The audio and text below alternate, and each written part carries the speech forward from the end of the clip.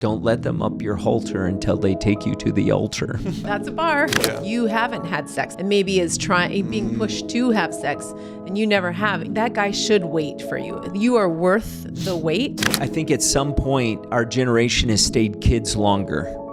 They're too afraid to get rejected, but that's life. Men are the head of the home and they cover their wife. But so many women try to be that in the beginning of their relationship and make decisions and be like, I'm going to do this and we're going to do this and kind of be that head.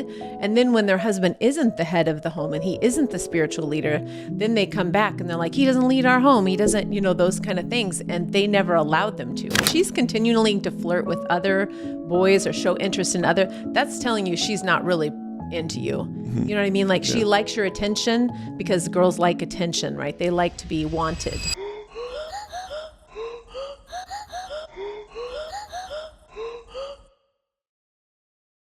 So I want to talk through some examples now that we've kind of heard from you guys. You get to hear your story, and a lot of more examples are going to come from some of these questions.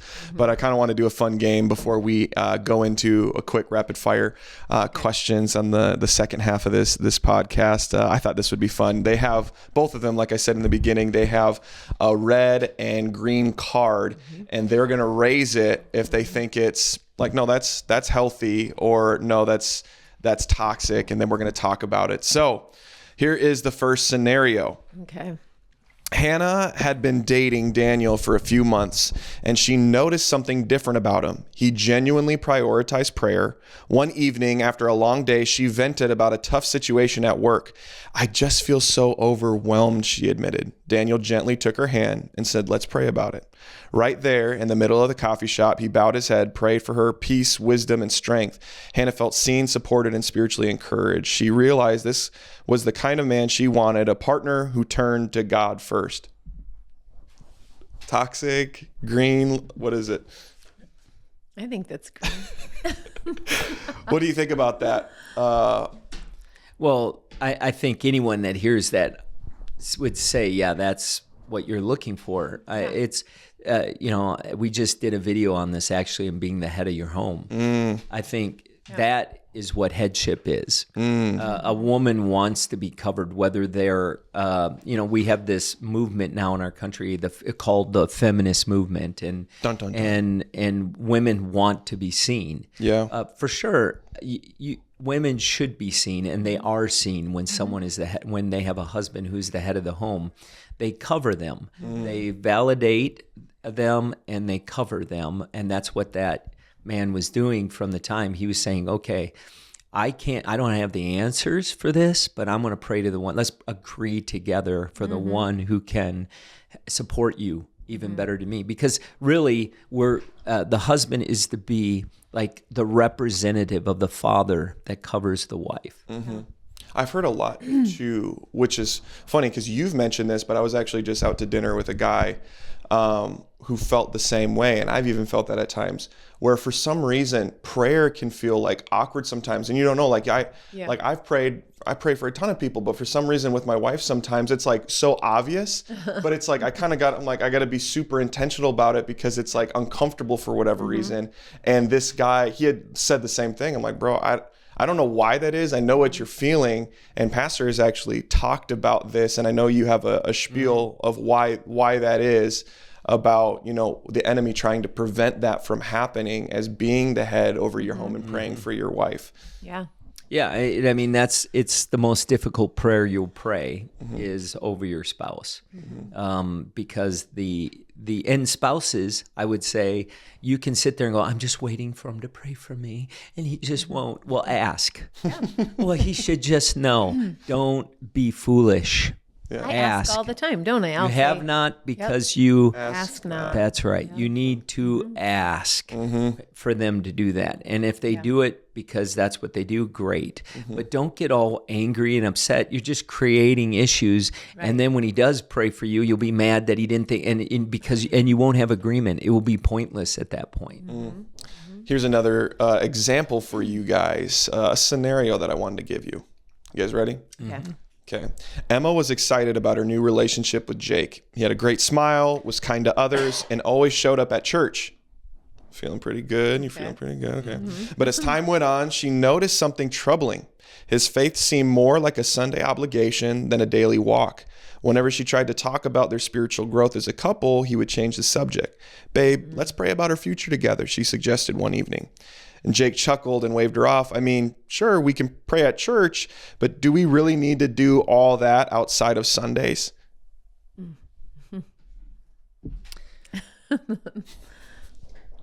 Yeah. Yeah, go ahead. I just think sometimes, guys know what a girl wants. And so he's going to fulfill that to get what he wants. And so I think down the road, if it's this hard to get him to do it now when he's trying to impress you, then later on, he's not going to try to impress you anymore. He's already got you, and he's going to show his true colors. So if you start to have red flags like that in dating, it is a huge red flag because that doesn't change in marriage. Well, and I would say, most of these last two questions, at least, are from the woman's perspective. True. And the man. I think if you're a man and you're going to church to find a woman, why? If you're not a godly person, why would you want a godly wife? What's the purpose of that? You don't really want to be unequally yoked. And I think you may deceive. We believe what we want to believe. So if you're a woman, you tend to do this more than men, although men do this as well. You want to believe it will change. They'll get better. Yeah. That I'll change them. Yeah. I made them. I'll make them the one that they. No, you won't. No. If God can't, you won't. No. What will happen is you'll become a nag. And to the guy, why would you go to a church if you don't want to be a believer? I think why a lot of guys go there is they don't want these women who would cheat on them. They want someone who will take care of them, who have this belief that I'm the man of the house type of mentality, or they're just trying to find a good woman because grandma said that's where you go to find a good woman. Yeah. But why? Yeah. If you don't have a relationship with God, why would you want a woman who does? Yeah. She isn't giving you all her love. Yeah. She's giving her primary first love to God, not to you. And she will become a nag because she'll want you to be her covering. And when you're not, she'll be the nag that tries to get you to go to church, to miss all those football games, the nag of what are you watching on TV? And I can't believe, and she'll nag you and nag you and nag you about those things. And quite frankly, if you're a non-believer and you're going to church to find, you just don't want that. Yeah, exactly. You don't want to be part of a relationship like that. I got another scenario for you. Now this is in the perspective of the man, I think. So Emma and Josh both had a heart for ministry. Emma was passionate about children's ministry, while Josh loved leading worship. One day, Emma expressed doubt about her calling. Dun, dun, dun. I don't know if I'm making a difference, she sighed. Josh looked at her with confidence. Emma, you have a gift. I've seen how kids light up when you talk about Jesus. God is using you even when you can't see it. I think we covered that. Yeah. Yeah. And he covered her. Yeah. Boom. All right. So here we go. Here is another one. Sarah had just met Caleb at a young adults retreat. There was a relationship that was birthed out of one of our retreats as well. That's what young adult retreats are meant for, right? Yeah. Everyone should go. Everyone should go. Sarah had just met Caleb at a young adults retreat. He was nice. He seemed passionate about God, and they had great conversations. But after 2 weeks of knowing each other, Caleb dropped a bombshell. Sarah, I've been praying, and God told me you're my wife. Sarah blinked in surprise and said, Thank you. That's nice. Thank you. Thank you. That's really nice. She said, that's interesting. He didn't tell me that. So, wait, where did that go? I just lost anyways, you get the gist of Here's a great story. I'm leading a small group in Michigan, and there's a bunch of guys, and some of them are listening to this. And there was this young lady who came to church, and she was an attractive woman. And I got a bunch of single guys in my small group, and they're around the same age as her. And within 2 weeks, I had 6 guys that wanted to meet with me, some in my small group, some in the church. And I'm not kidding. 6 guys. I can tell you all 6 of their names right now. You won't do that, though. All came and told me, God told me I'm going to marry that woman. Yeah. I'm like, man, God should keep better track of who he's telling things to. She's going to draw water for my camels. That's the one. Yeah. So bad. So, yeah, if God told you that, so what are we putting these up? Yeah, I what would do you say, think? What was your guys' What was opinion? it? Oh, She said, God told me. I oh, don't. if you were supposed to. Yeah, I mean, If God told him that, he'll tell her that at some point. Yeah. That it'll become real to you. God can, like God told me that I saw Heather as my wife. I worked toward that. She didn't feel that until later, but. Do you tell the person? I think there's like a lot of memes and jokes about this where God, like that's the common joke, like at like 2 days into like a church camp or youth camp or young adults camp, whatever. Oh yeah. Yes. I love you. Of course. Yeah, I love God. Just God told me that you're the one, and He showed me at the altar when you were standing with your hands in the air that you were my Rachel. That you were my Rachel. Oh, my. And a lot of people use it as like spiritual like manipulation. So like, what's the difference between what you had said and versus those that kind of like, it's a little bit creepy, like for the girl. Yeah. So what would you say would be the right approach? Do you tell the person? At what time do you tell the person? Well, like how does that look? Just because God told you that doesn't mean you have to tell her that. Right. You can know something that you're working toward, and you just allow God to get to that point. I know, there's just some things you don't need to say that God tells you. You mean it should assure you. Sometimes things in your head shouldn't come out of your mouth? Is that right? Is that there right? something that you want to say? No, I'm just saying. That God It's tells true. you? Not everything that you think should come out of your mouth. Like There's I think wisdom. Joseph telling his brothers, "Yeah, you guys are gonna worship me." Right. Like yeah. one day, like God told me should have kept that. that to yourself. True, I but mean, right? Right. ended up in a pit because of Because of it. Wisdom. wisdom. And for us, it showed where he was at and where he was going. I do think that you get excited about something God tells you, or at least you feel he does. Right. And then I think it's better for you to just keep it to yourself, because you could look like a fool if it doesn't work out. And you put something in their head until there's an agreement there. And I think too, like what you were saying, that still small voice where you just start, if it's really like from God, you have that confidence. Right. And I've even, not for like dating or anything, but I've even had guys where I'm like, I know they're called into ministry, but there was a point where I'm like, there was a couple guys that I'd been discipling that I felt called to ministry. I felt like they were called to ministry, but I'm like, am I just being gung-ho about this? And I want everybody to go into ministry because it's just me. And so there was these next couple guys where I felt it. And I'm like, I'm not going to tell them. I'm going to pray about it. And then I'm just going to like ask and kind of like dig. Yeah. And then they said it, or I waited on them. One of them we know, that was Dawson, and he's not going to care if I share this, where we knew that he was called to ministry, and you had told me that. I had already known that. I'm like, we can't tell him that though, otherwise he's going to think that, well, it's just because of us that we want him to do that. And then sure enough, after first week last year, he texts and he goes, I'm called to ministry. I'm like, I know. Me and Pastor James would both know. We were just waiting God to tell you that. It's obvious that it is, and I mean, he has to embrace that. When you're looking at marriage, I think one of the things we can overthink is compatibility. If you're attracted to each other, most people don't get to marriage without being compatible. And so and another thing that put in here, I don't want to forget this, is when someone comes up to you and they say that, and you feel it's moving that way, before you ever get engaged, you should go through premarital counseling. That was one of the things. You before you ever say, will you marry me, you need to go through, because after you say, will you marry me, then you make announcements, then you post it. Then it becomes very embarrassing and costly to stop something that started. So you will overlook a lot of things that are going to be problems in Red marriage flags. Yeah. and could destroy your marriage because you've invested in it and because you don't want to be embarrassed. You don't want people asking the question of why you or ask, it's painful.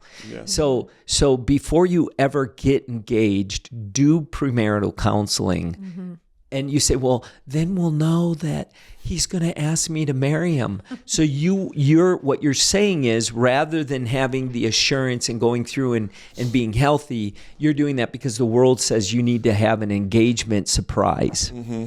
You'll have plenty of surprises if you do it the world's way, but they're not going to be good surprises. But you will be much more open and aware to the problems in that engagement because you're not. And there's less pressure. Yeah, there's no pressure. So if you don't want kids and you're not engaged and you're like, I don't want kids. And the other person's like, well, I want 5. That's a problem. Yeah. You need to break it off. And you say in premarital counseling, when you do premarital counseling, I'm trying to break them up. And so if you're already engaged in all this stuff, it's like you say, it's kind of too late now. Yeah.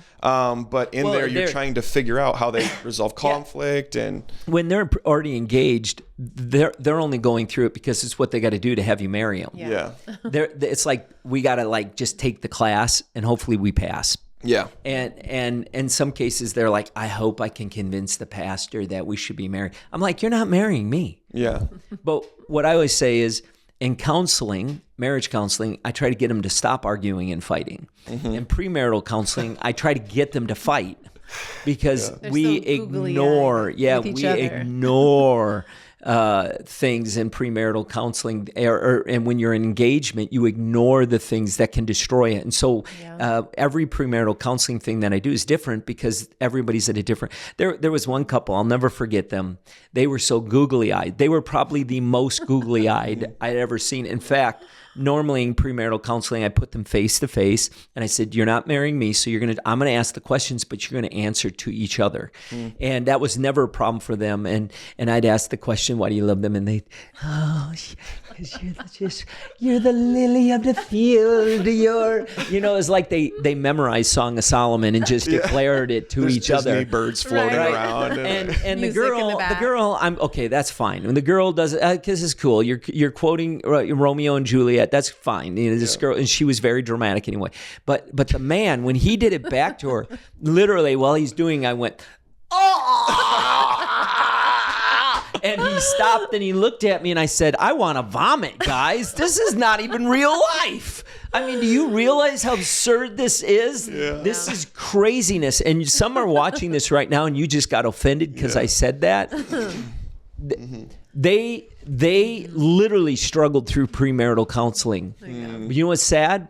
Because when we get to the end, I'm like, okay, guys, they just were convinced it's just going to be just a summer day with a cool breeze. And they almost divorced each other within only a few years because life sets in. Yeah. And that's what premarital counseling should be. When you got a kid hanging from you, as a wife, and you don't want to have sex because your body is now a utilitarian object that kids need, and the man wants it to be a sexual thing and a woman doesn't feel that way because it completely changes the dynamics of the relationship from that. And it's important when you go through premarital counseling that you're faced with the things you're ignoring because you don't want to, because you're so in love with the idea of getting married that you overlook the things that will destroy your marriage. Ooh, that's good. And you need somebody who will point out, that walks with the Holy Spirit, that will point out things the Holy Spirit is revealing that will destroy that relationship. And then when you go into marriage, you'll know it's tough, but you'll know, okay, we prepared for this ahead of time. Yeah. That will make it. Another scenario for you. Lena, and we kind of switched up the names. I feel like it's been the same names over and over again. Here you go. Lena and Mark had been dating for 6 months. It's a good amount of time. If they were a Christian, they'd be married already. And everything seemed perfect until she stumbled upon his social media history. Curious, she clicked through his recent activity and found multiple likes and follows on inappropriate accounts. She prayed about it, and before confronting him, before confronting him, Mark, I noticed some things. I noticed some things on your social media that don't align with what you say and what you believe. Mark sighed, rolling his eyes. Oh, come on, Lena. It's not a big deal. Every guy struggles with this. He was slowly doing this the whole time. Yeah, of course. So why Red is that a flag. big deal? Red Why is that a flag. big deal? Heather, why don't you tell them why it's a big deal? Well, I don't think sometimes men realize how very offensive it is to a woman to have the person that says they love you to be looking at all this inappropriate other women. And if he's doing that while you're still dating and he says he loves you and he's committed just to you, why is he entertaining those things? And again, if he's doing it now when he's still trying to impress you and he hasn't really won you over 100%, why wouldn't he do it later? And if there's no boundaries set in this relationship, then why would it be when you're married? Mm-hmm. And so, I mean, those are red flags. Yeah, I think what women don't understand is it has less to do with how beautiful they are. I think women, they're very concerned, well, I must not be beautiful enough or attractive enough to him because he's looking other places. It has really little to do with the attraction. There is something else going on that is in their mind. And I think a lot of men think, well, when I get married, I'll stop masturbating. Yeah. No, you won't, because it is something that is you've created in your brain ahead of time. And so those are doors you don't open, you don't want to walk down. In a premarital counseling session I did with an individual one time, he found the woman of his dreams. He had a porn problem, he had a masturbation problem. And when the relationship started getting more and more serious, I said, have you told her about this? And he's like, no. He says, it'll get better when I'm married. I said, no, it won't. And it's not fair to that woman to not tell her what your issue is.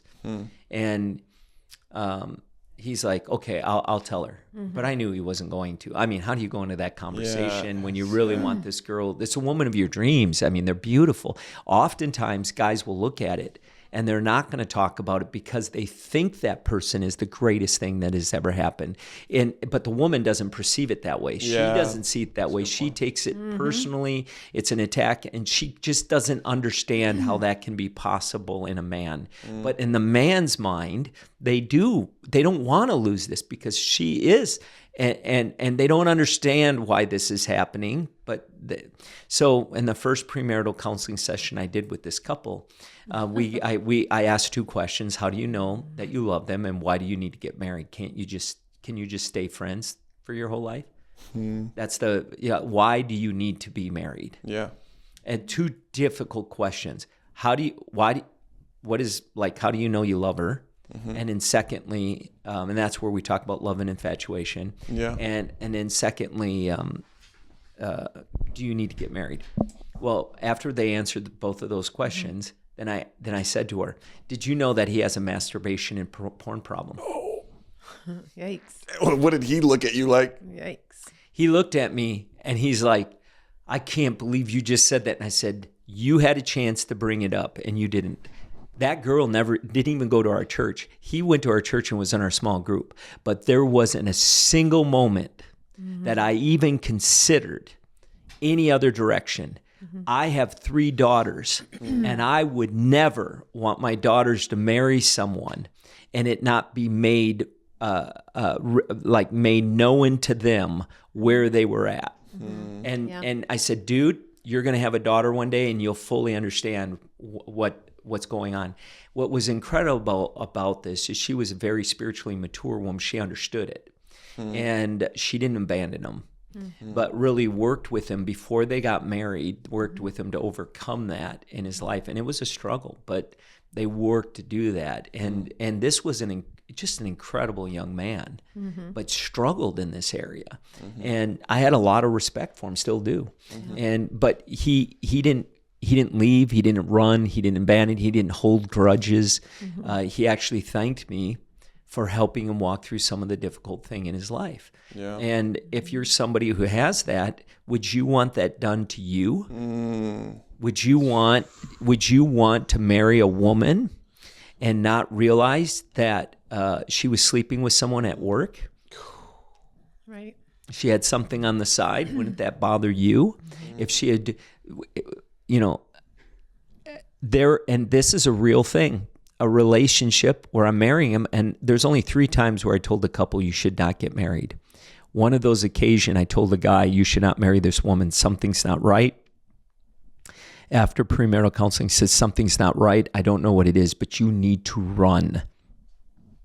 He found out later that she was sleeping with someone else the entire engagement and from the time she got married. It was like after a honeymoon, she went and spent nights at this guy, or not nights, but time with this guy in bed, and never stopped for a year and a half. He didn't know it, just knew something wasn't right. And you need people in your life that call out darkness in it.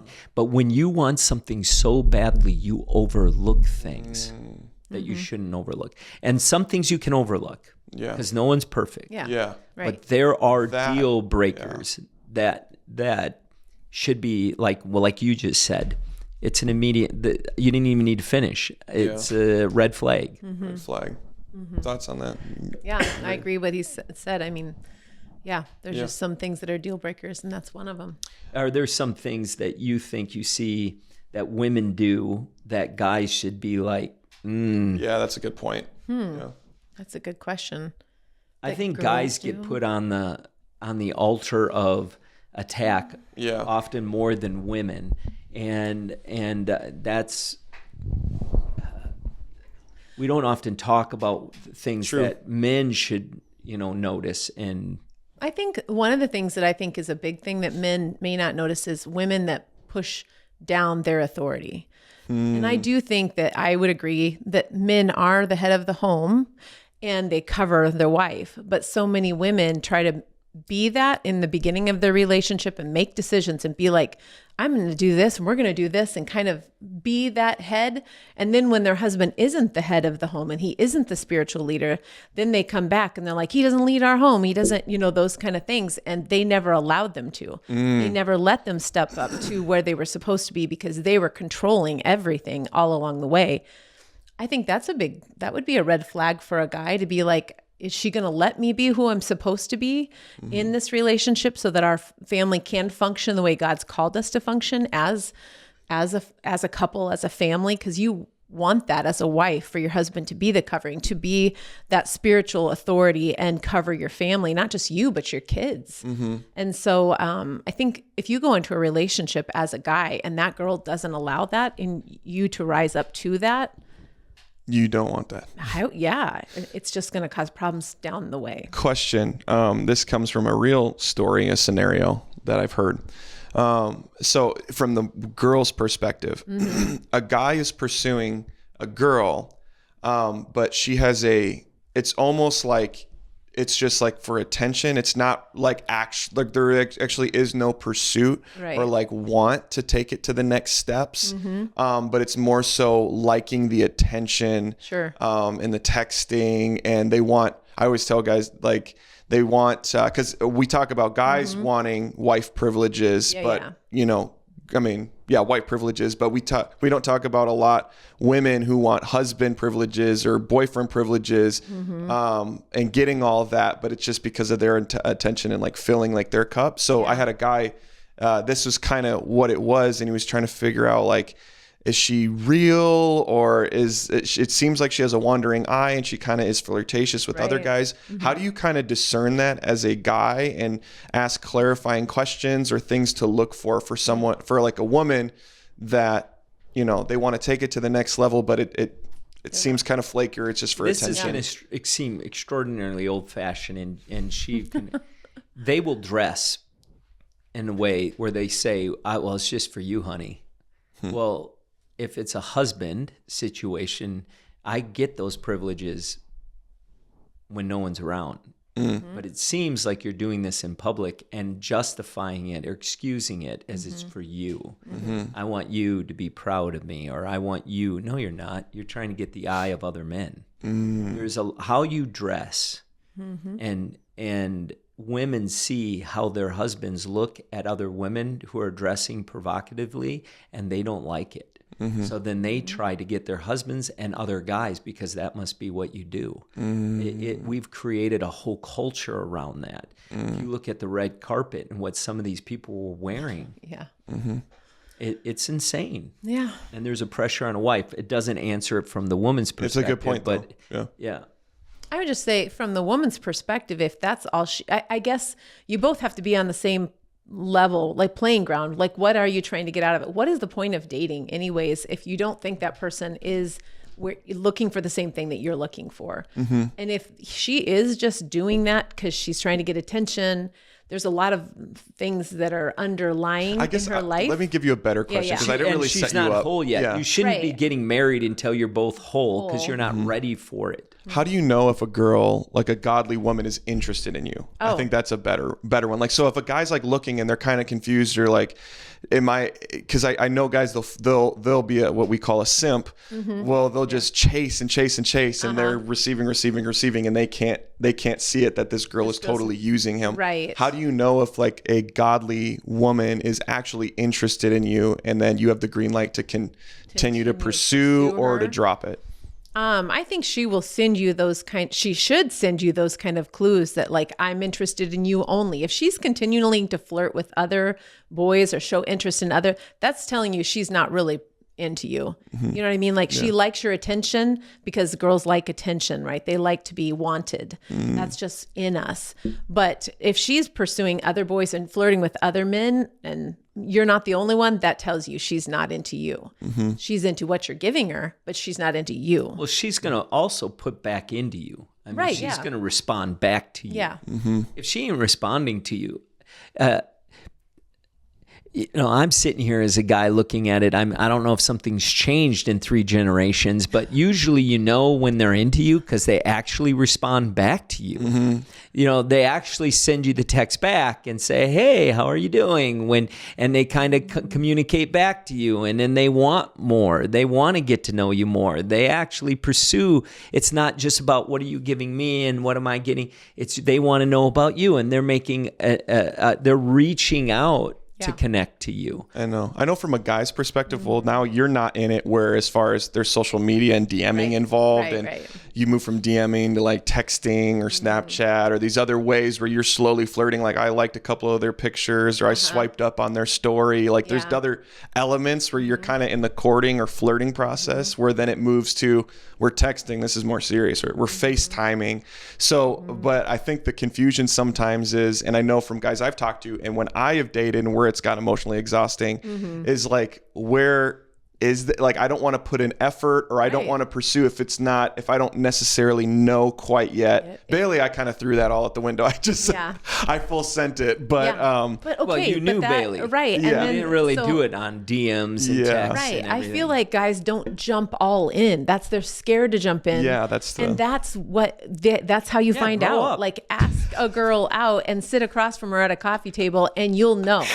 But nobody ever wants to put themselves out there, which is why so many people stay single so long, because they're afraid of risk. They're afraid of being rejected. And it's part of life. It's part of finding that right person. Like, how many people did you date? How many people did we date?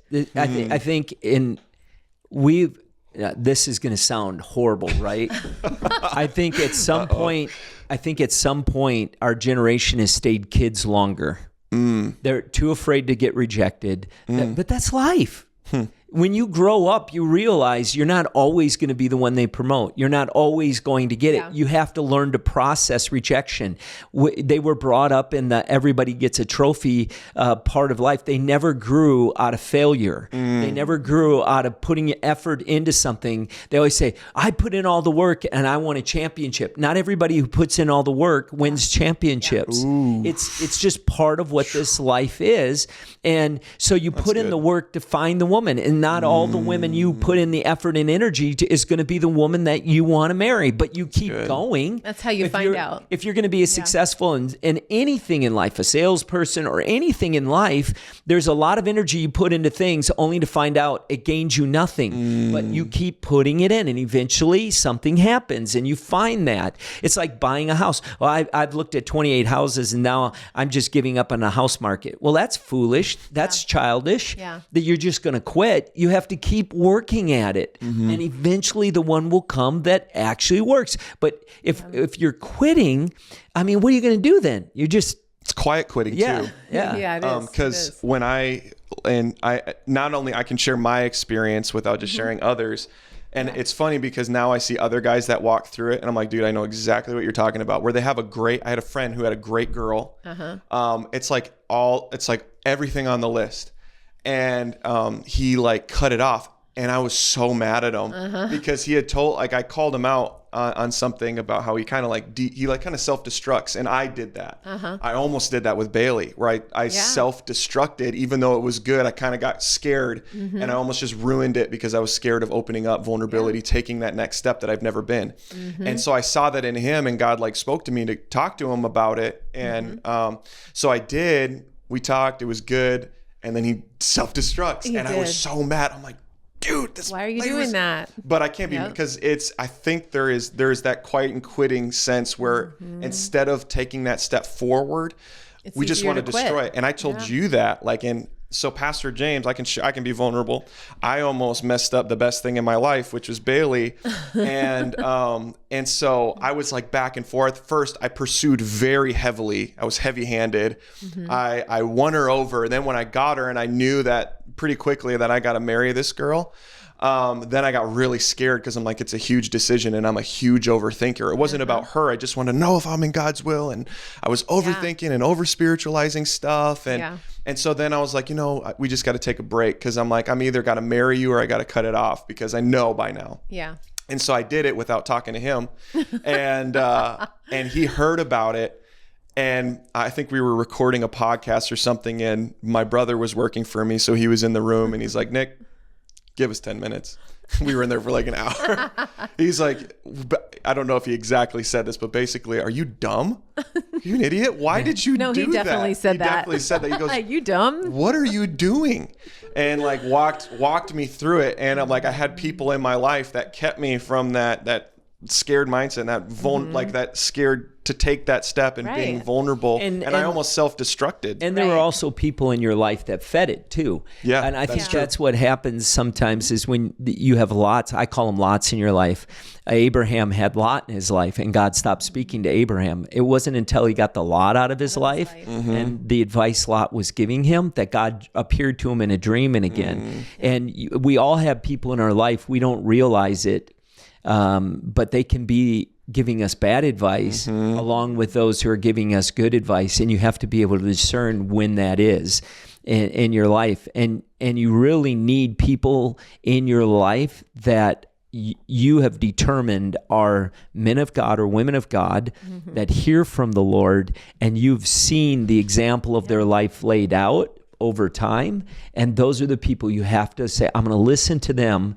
I can have friends and peers, and there's a lot of things they can give advice, but they're not on the serious things. And I think seeking people and having people in your life, I always say you need 3 people in your life that you listen to, even if you don't agree with them. Yeah. And I've had to exercise that in my own life, that when someone said something to me about a decision I was going to make, I did what they said, not what I wanted to do and what I believed I should do. And it protected me over that time because I had preset them there beforehand. Because our emotions are deceptive is the thing, and people in your life that can call you out on that. Then now looking back, I'm like, oh my, I can't even believe that I struggled with that. And if I didn't have people in my life who knows what could have happened, because I was led by emotions, not by faith. And I knew that still small voice you were talking about, even when I felt all of it, like I'm like, I need to wait. Like I knew that this was the person, but for some reason I had so much anxiety and so much fear because I'd never been there before, and I dealt with a lot of fear of rejection. And I had people in my life that could be like, including my parents, that said, "Don't, you're stupid if you do this." Your parents were right there. Exactly. That's where I'm like, that's why kids in general need to be rejected, and parents need to let their kids be rejected. It's easier to learn how to deal with rejection when you're 4. And there are books out there that says, well, you don't want them to be rejected. You don't want them to have any sense ever in their life. Well, when they have no rejection at that age, they never learn how to handle it. They never discover it's part of life, and it doesn't define who you are. That there are things where you're not going to be picked. And those things make you stronger and make you more successful later in life. Yeah. And it's just, and so even with women, guys, you don't give up on pursuing women, and you don't become stalkers. Yeah, what pursuit are we talking about? Right. Yeah, I mean, there is a guy on our staff, still on our staff, that liked this girl a lot. She wasn't really interested in him, and he went after her, and he did things to draw her heart. It's a great, I would say his story with him and his wife, and she loves him. They've been married a long time. She was not interested, and he just loved her. He knew that this was and I told him, you know what, dude, maybe you should just let it go. She's never going to change yours.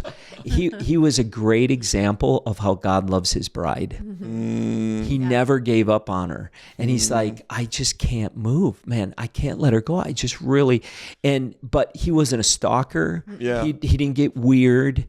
He just prayed harder. He really felt like God spoke to him about it. And he's like, I would let it go, but I just believe she's the one. And even now, he covers her. He supports her. He's really demonstrating. If you knew this person, you get it. Oh, yeah, like he's not the stalking, overbearing, destructive type, but he never gave up on it either. He's like, he got rejected and rejected and rejected. But he flew out to where she was at when he had to scrape the money together to get a ticket.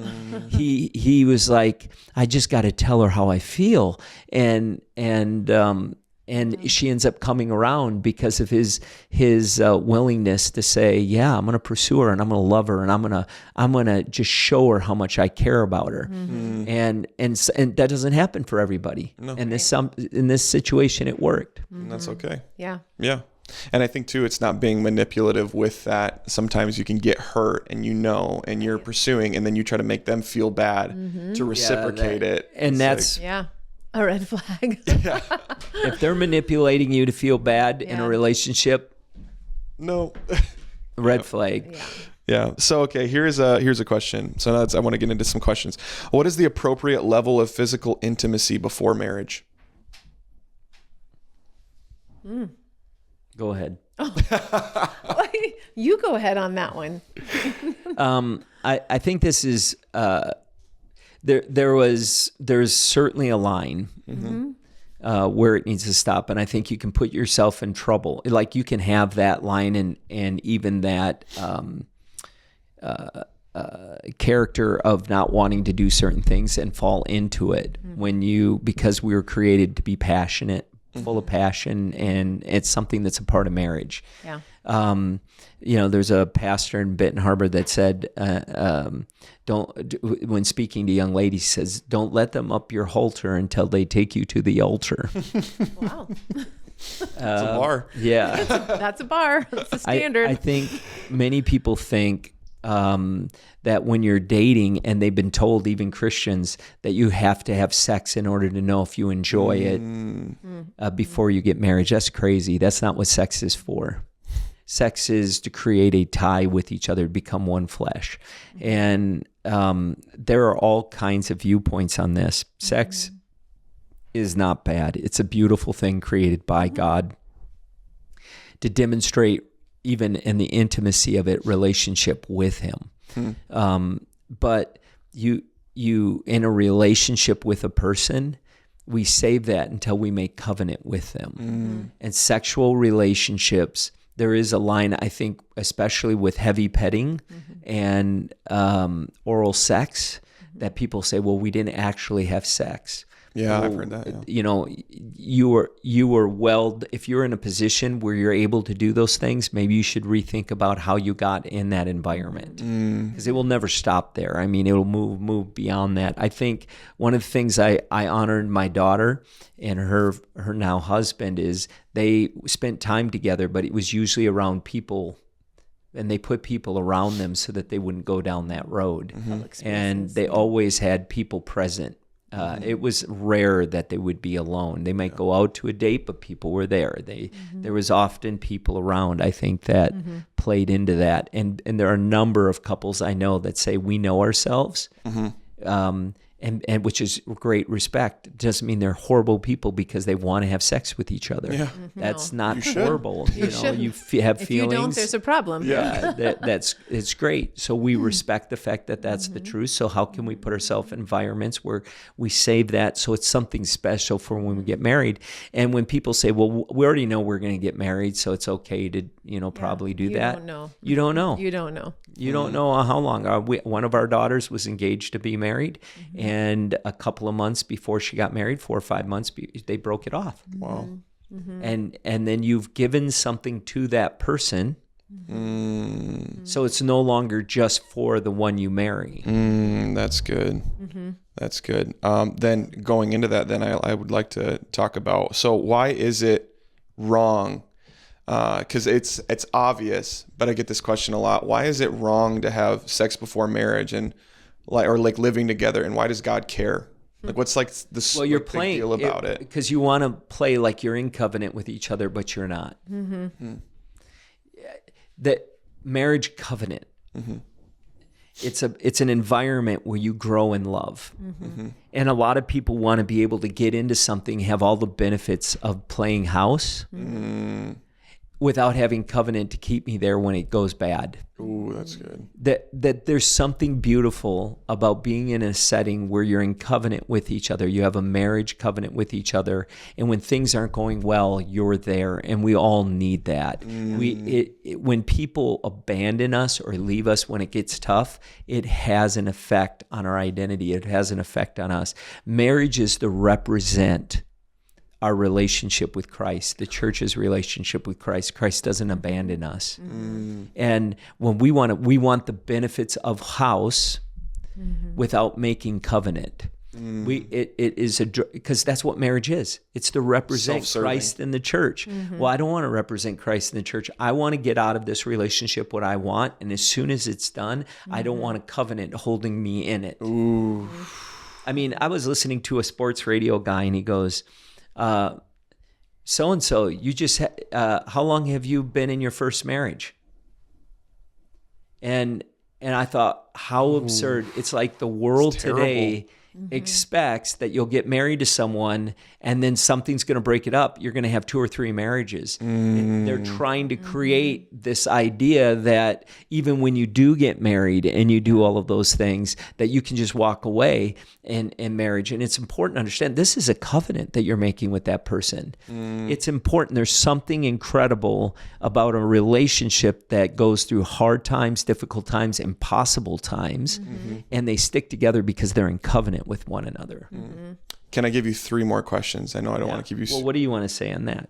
No, I think I agree with everything you said. I think it's important. I know that I know that not everybody waits for marriage, but if you haven't had sex, I guess I would talk to the person who hasn't and maybe is being pushed to have sex and you never have. It's that guy should wait for you. You are worth the wait.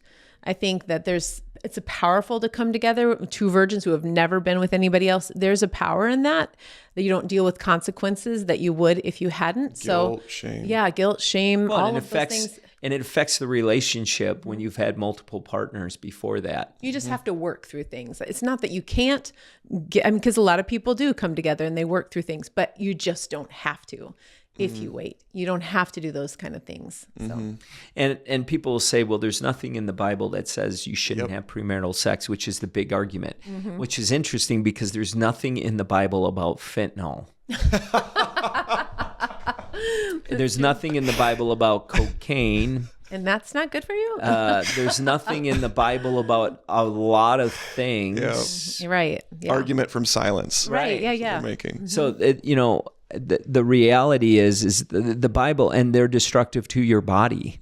It's destructive to your body to have multiple partners as well. Yeah. It feeds in you when you say, because my flesh wants this, it should get it. And your flesh is often wanting things. You need to control the flesh. Yeah.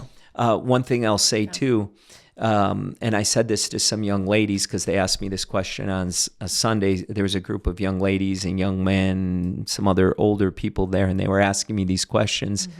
And I said, you know, what's interesting is if that boyfriend of yours is unwilling to wait for sex and you're going to lose him, and unless he gets sex and you don't want to lose him, first of all, he doesn't love you. He's worth the loss. He doesn't love you. Yeah. But you're afraid you're going to lose him and that you will have no one else. That is the devil telling you that you will never find anyone else.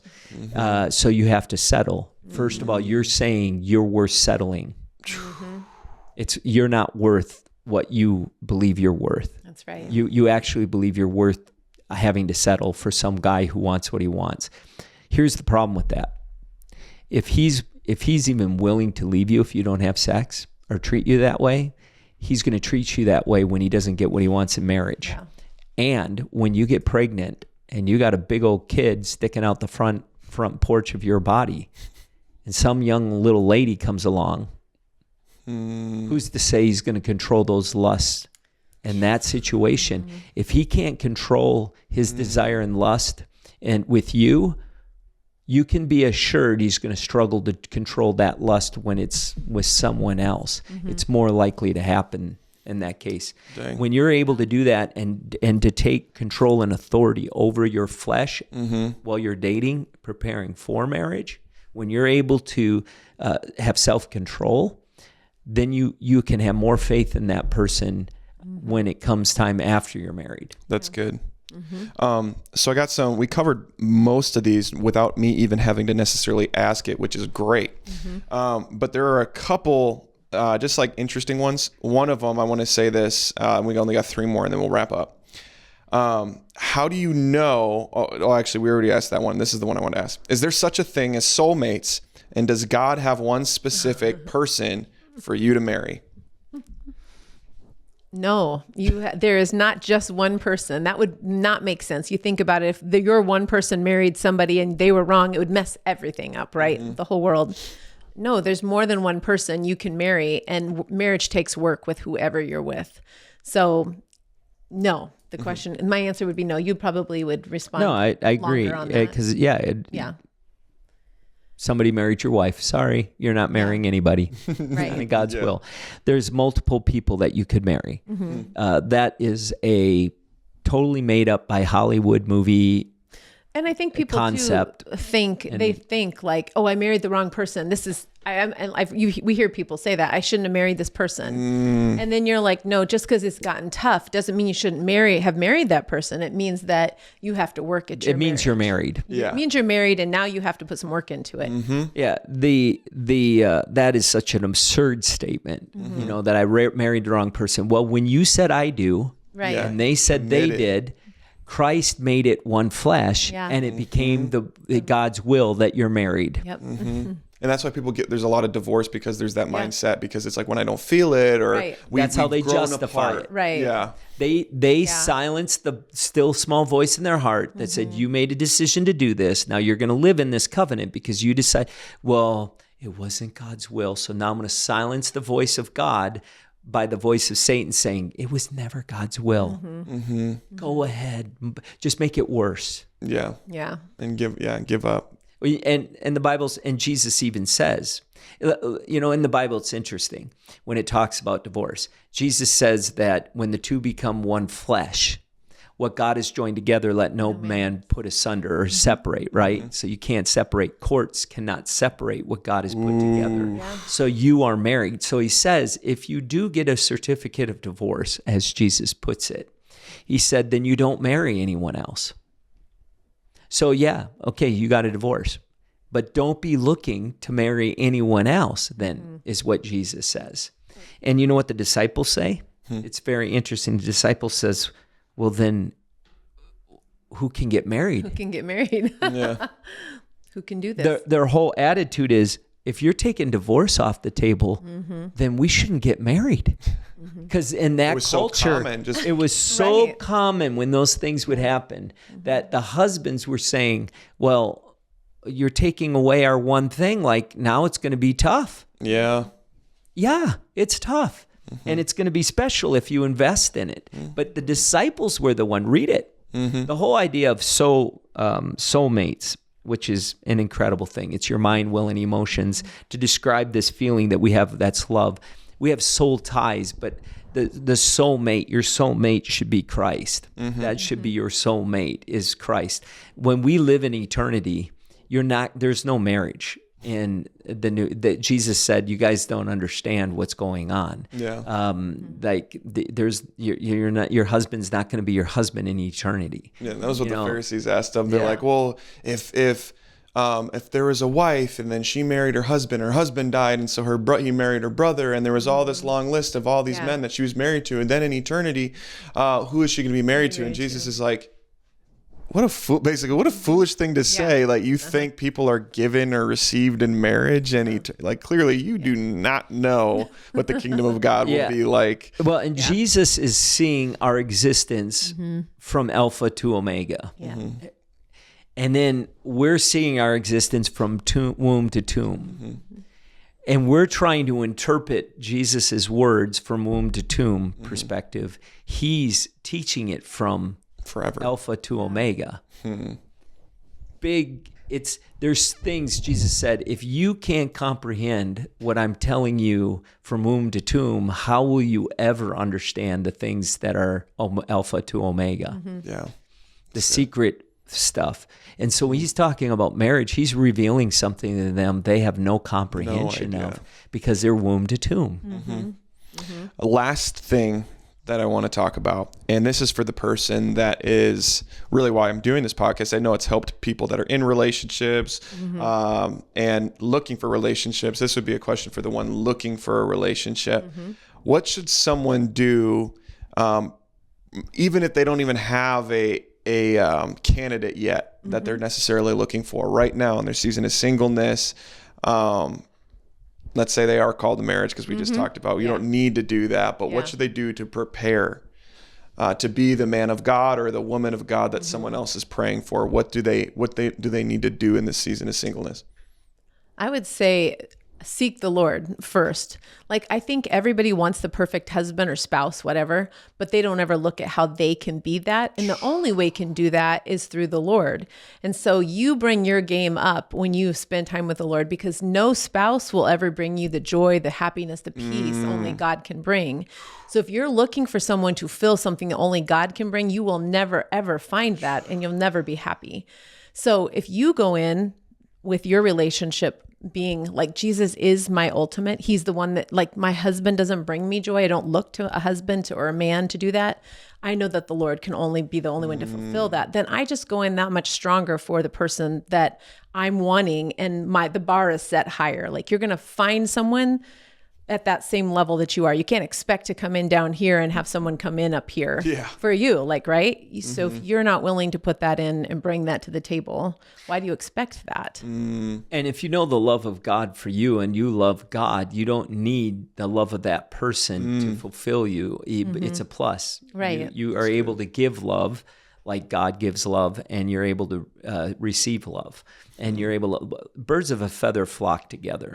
And a lot of times if you're broken, you're going to flock to brokenness. Yeah, that's true. You'll wish you could marry that, but they're not going to be interested in you because you're broken. If Heather said it, if you want a whole person, a godly, you need to be one. Why would God give you something that you aren't? Right. Yeah. Why would he curse the whole person that did the work to be close to him and say, oh, by the way, here's a broken guy, a lost guy that you need to somehow make that won't. That's not how he works. Yeah. That's not the God we serve, right? He's saying out. But here, I think you said something, and the first thought that came into my mind, if you're someone and you're single and you're looking for someone, stop looking. Yeah, that's a good point. Stop looking. And the reason I'm saying, you say, well, that's easy, you're married. When you stop looking, God will bring a person into your life that he's orchestrating it. You will get in the way of God by trying to orchestrate it yourself. Yeah. You will get in his way when you're seeking. You won't be doing what God's called you to, because you're really trying to fulfill this thing in your life. Yeah. When you're walking along the path God has you on, and then God introduces you to someone, and you're like, okay, this didn't take a lot of work. God brought me this person. Right. You shouldn't also just walk by it and say, oh, I don't have time for that. Yeah. Right. When it You comes. should entertain it when it comes and test it. and see if this is the Lord, because the enemy will bring people in your life that will also be destructive. Yeah. Right. And you got to see that. You got to be able to recognize there are plenty of people that will come, especially when, the reality is when you're extraordinarily attractive. People have often asked, Pastor, you said you're not afraid of dying, but what about your wife? And I always say, well, my wife's got a face. There'll be plenty of people who would want to be with my wife. She's very attractive, so she'll be fine, right? Yeah, I'll just be fine.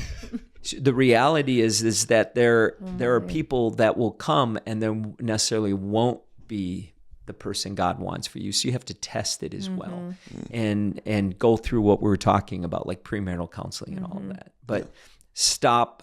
And I know that's harder because we've been told as a culture, you got to be married. You just got to be. And you really aren't successful, and you don't get invited to things because you're not married, because it's not the perfect four, and your friends are getting married, so you feel left behind. And yeah. It's good. It's good stuff. Well, thank you for all the answers to those questions. I know I'm thinking of the people that this is going to bless, that I can even think specifically that, not to be a slight to send to someone, but it's really beneficial even for me. And I know a lot of people that struggle thinking that they're left behind, or they don't know how to find the right one, or they don't know what to do to prepare. Right. I know it's going to bless a lot of people, so I appreciate that. Thank you guys for watching. Right now, what you can do if you don't want to miss out on any of the future content that we post, you can hit that notification bell. So when we post content, you'll get a notification to your phone. Make sure that you like and subscribe. That really helps us in getting this content out to more and more people. Our desire is that people would experience the truth and it would change their life. If you listen to this podcast and it benefited you, or you have some comments or concerns or observations, or just want to say, wow, that's blessed me, you can leave a comment, or you can email me at online@bethelsrock.org. Shout out Luis, who just emailed me from our last episode. I do appreciate getting your email, so you can email me if this blessed you, or share a testimony or other questions that you want to be discussed on future podcasts. God bless you guys. Happy Valentine's Day, and we will see you next week.